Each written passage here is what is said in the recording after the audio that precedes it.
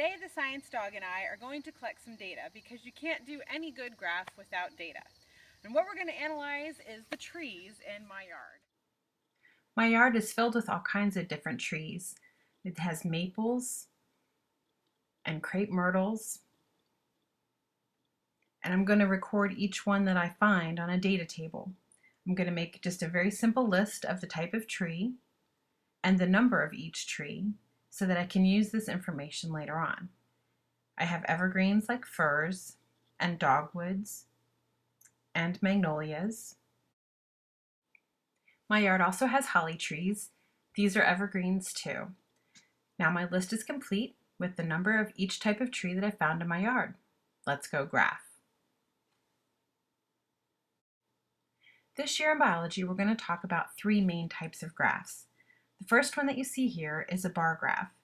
I've taken the data from my yard and displayed it with bars. Along the x-axis or horizontal line, I've listed the different types of trees that I found.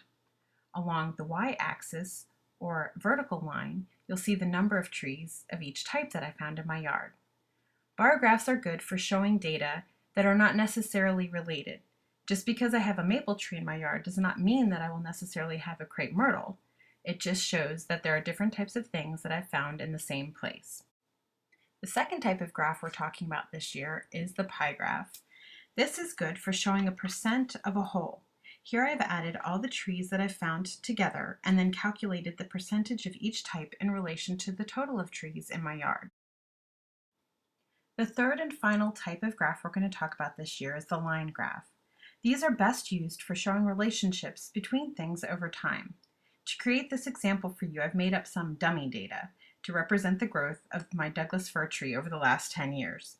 Here, the independent variable is represented by time in years, and again is labeled on the x-axis.